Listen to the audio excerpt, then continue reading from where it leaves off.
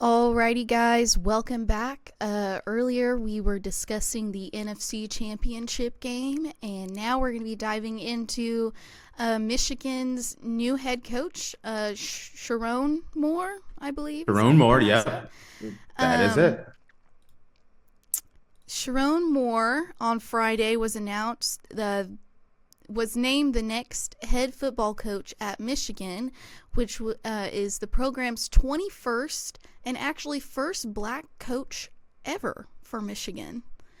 Um, the I new, didn't realize that until you said that just now, and I'm yeah, like, you're right. Yeah, it yeah. is. The new Wolverines head coach has already reacted to the announcement via social media. He posted on X, "So blessed to be a part of this great university, excited to continue to what we have built." Moore served as a co-offensive coordinator slash offensive line coach for the Wolverines during the national championship season in 2023. And he also did fill in for Jim Harbaugh as Michigan's acting head coach for 4 games and actually went 4-0 when he All was right, went 4 filling 0. in. Yep. Yeah, 4-0. Yeah. Yes. I never quite heard it called 4-0, so I was like 4-0. 4 I 0. got you. Excuse me. Yes. How do you feel, Okay. Tate? Okay. It was the right decision. Yeah. I felt like any other decision other than this would have set Michigan back years. Mm-hmm. And you had a team that was just coming off the national championship, but you had a team that had already going to have 14 to 18 players that are going to get drafted. So you're Yeah. losing your star quarterback. You're losing a lot of players to the NFL draft. So that's making up NFL bodies is a very hard thing to do. Mm-hmm. But you had a very solid team still in Michigan. And one of the things that I was most worried about, and first of Sherrone is the perfect guy. Mm-hmm. He had, as the head coach, as filling in as the head coach, had a great game against went in with Maryland, then turned around and beat Penn State and then Ohio State. He has already proven that not only can he do the job, he has done the job and has done it well against top flight Big Ten competition. So when he was filling in when Harbaugh was suspended, that was the first start to that interview. Second of all, when you have a bunch of players that you are worried about keeping, Mm-hmm. having a coach that actually coached games during the season and show I have faith in this guy. I know what this guy can do. Mm-hmm. And the biggest reason why I thought this was the right decision, players already knew who he was. They liked them. They were okay with playing with them. Uh, and players, Michigan was in a different situation. 3 years in a row, Harbaugh almost went to Minnesota, always went to another, I think Chicago last year, and then finally went to the LA Chargers. Mm-hmm. So some of the players were already expecting it. But when a coach leaves a college football team, one of the things that happens is immediately every player on the Michigan Wolverines team is open to the transfer portal. Yeah. That means every team in the country can go after and try to steal their players, Mm-hmm. but they can't go after anyone else's player because the transfer portal was closed. But it opens up for kids who have gone to school, but their head coaches left. Mm-hmm. And when you start looking at some of the things that some of the players are saying, they were already expecting Harbaugh to leave because he had been flirting with it for a couple of years. Mm-hmm. The fact that Sherrone Moore stayed made it so that, hey, I'm not going anywhere. And for so far from everything I am hearing, player after player after player has said no, they're not going anywhere. They're staying in Michigan.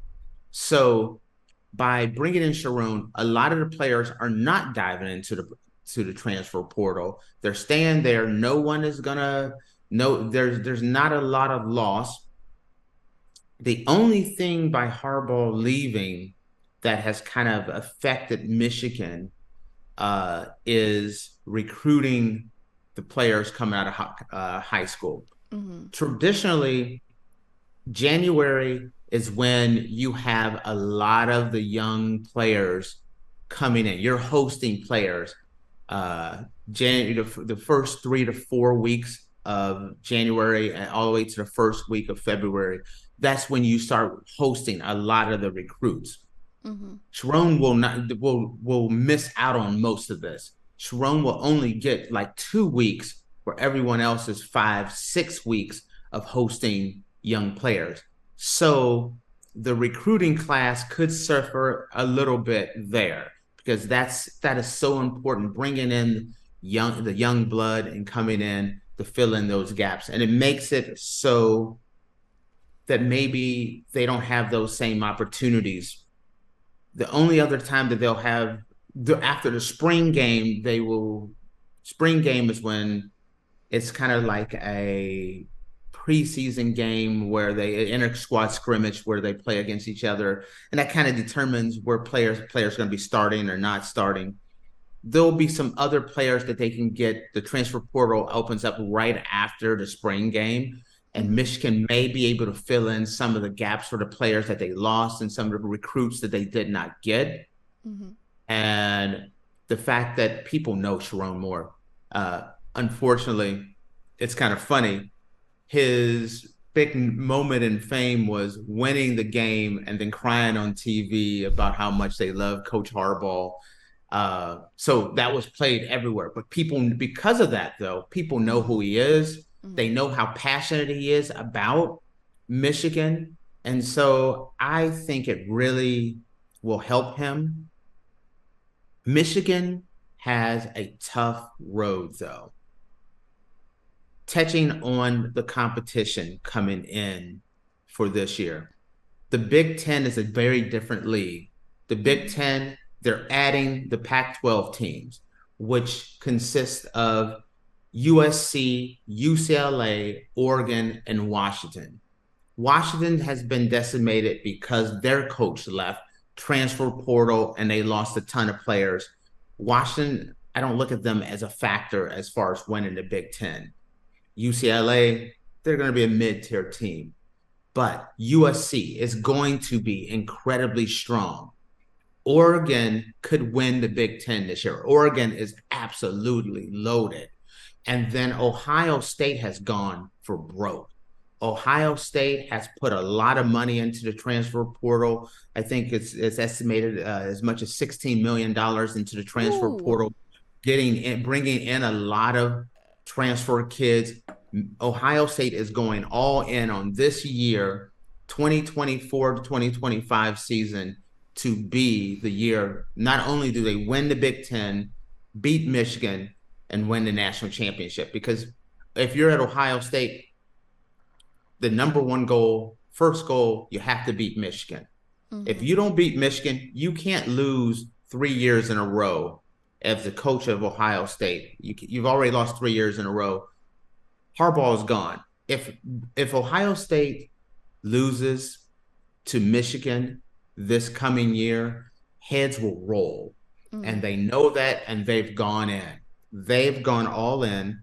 Oregon, i.e., when you look at the Big Ten, though, honestly, it's Oregon and Ohio State. I have Penn State and Michigan right behind that with USC. That is going to be one hell of a tough season for Michigan. I'm very curious to see how it goes. And I know I got really long-winded on this one. No, you're good because when it comes to college football, I'm all about those dogs, and that is it. And honestly, So, if you're talking like a little side note, when I start thinking about who are the best teams in football, um, Georgia's right there. Georgia, mm-hmm. everyone has Georgia as the number one team in the country this year. I do not. I have Georgia number 3. I got Ohio State 1, Oregon 2, Georgia, Texas, 3-4.